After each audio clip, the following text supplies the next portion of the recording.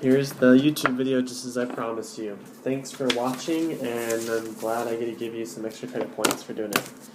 So make sure, again, that you're copying down all of this on the review, or if you don't have a review, then copy the questions and bring it in and show it to me sometime either Thursday or before Thursday for your 10 points of extra credit. Okay, so question number 31 says, given the equation x squared plus 16 equals 0, solve using, and then the first part is by taking the square root. So we're going to do that part right here. So if I have x squared plus 16 equals 0, to solve using a square root, I subtract 16 from both sides. That will cancel that out. So we're left with x squared equals negative 16. And then the final step is to square root both sides. That cancels out the square, leaving us with x equals plus or minus the square root of negative 16. So this we're mostly done here. We just have to work on simplifying the square root sign. So again, if we have a negative inside the square root like this, that means we have an imaginary number. There is no square root of negative 16 in the real plane. So we pull the negative out and change it into an I. So we get x equals a positive or negative square root 16i.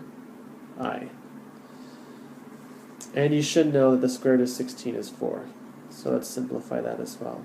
Plus or minus 4, because the square root of 16 is just 4.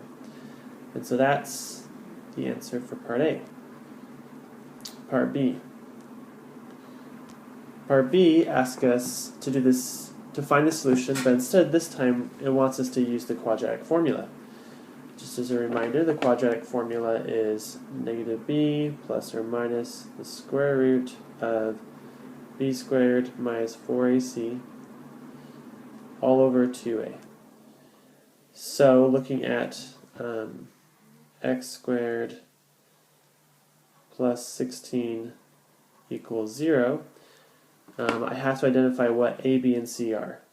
Well, I have a here. A is whatever's in front of x squared, in this case it's going to be 1. C is whatever doesn't have an x on it.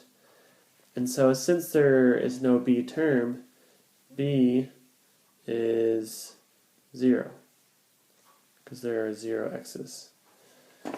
So now I have my a, b, and c, a being 1, b is 0, and c is 16. I can plug this into the quadratic formula. So I have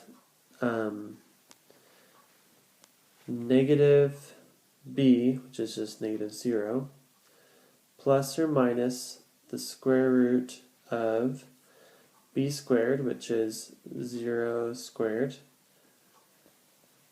minus 4 times a, which is 1, times 16. All divided by 2 times a, which is 1. Okay, so you're like, the right side and the left side should end up being equal if we did the right side correctly. So I want to just go ahead and work on simplifying the right side. So the 0 out in front, the negative 0, doesn't really matter, so I can just drop it off. So I just have a plus or minus. And then I have the inside of the square root sign, 0 squared minus 4 times 1 times 16, ends up giving you, let's see, 16 times 4 is 24. So 24 ends up giving you 34. No, that's 64. Okay, so the inside of here is negative 64. You can just go ahead and put that in your calculator if you want as well. All over 2. Again, we have the negative, which is going to give us our I as we pull it out. Let's slide it over a little bit. Give myself some room. So we have plus or minus the square root of 64, I, because I pulled out the negative, over 2. The square root of 64 is 8. You should know that one as well. 8i all over 2. And 8 divided by 2 is 4. So let's just write it above. 4i plus or minus. So that is our final answer right there. So there we have those two methods that we've used. So the next part asks us to look and see what we know about the two methods. Well, they're the same. They are equal. And that's all we have to do for that part. Moving on to 32. So, you want to build a dog kennel, and you have 48 feet of fencing to work with. And you want to maximize the area of the dog because you're very nice to your dog and you want to make sure he has lots of room to run around in. So the first part, we're asked you to write an equation for the perimeter of your kennel, and then to solve the equation for y. Okay, let's first start out by drawing a little picture of what's going on here. So we have our dog kennel, something like this, some kind of squarish or rectangularish object. One side's going to be length of x, and one side's going to be y. We don't know what they are. And so the first part asks us to write an equation for the perimeter. Well, I know that the perimeter is going to be equal to 48 feet total. And the perimeter is each of these sides added together. So I have 2 x's, so 2 times x, plus 2 y's, so 2 times y. Then it asks me to solve my equation for y. So I subtract 2x from both sides. That gives me 48 minus 2x equals 2y. And I divide both sides by 2. So that's going to give me y on the right side, so those cancel out. And then 48 divided by 2 is 24, and negative 2x divided by 2 is negative 1x, or just x. Okay, so 24 minus x is that part.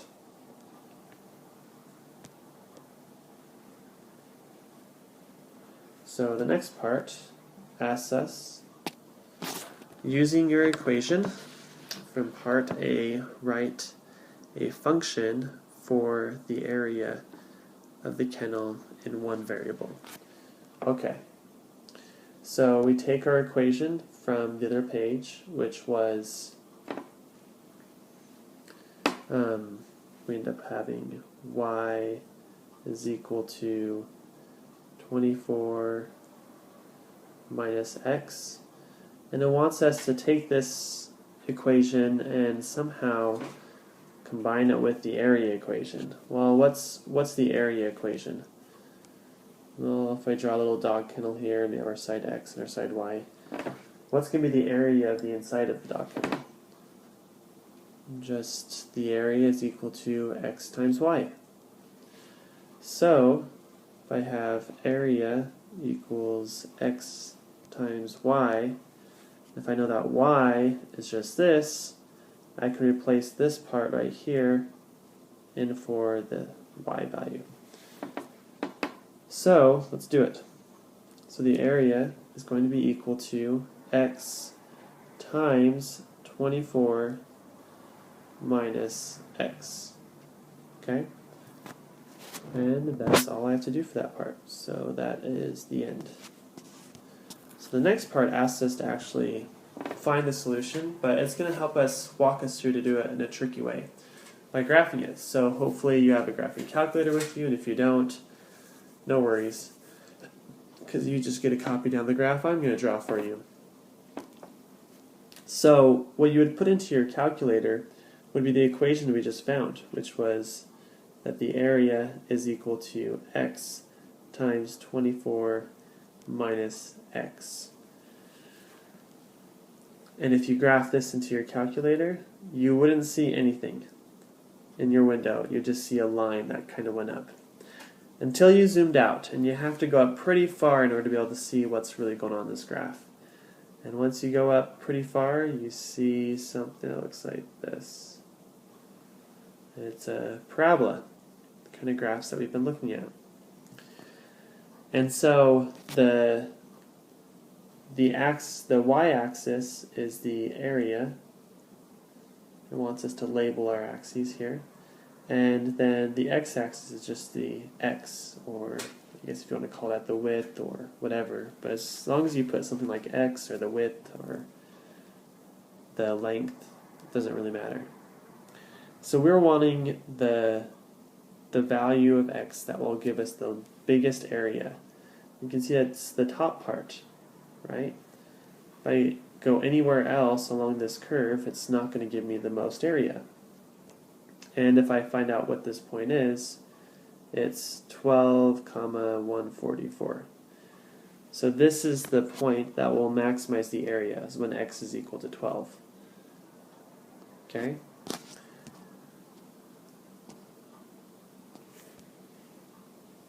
So then the last part asks us to find out what dimensions will maximize the area of the garden.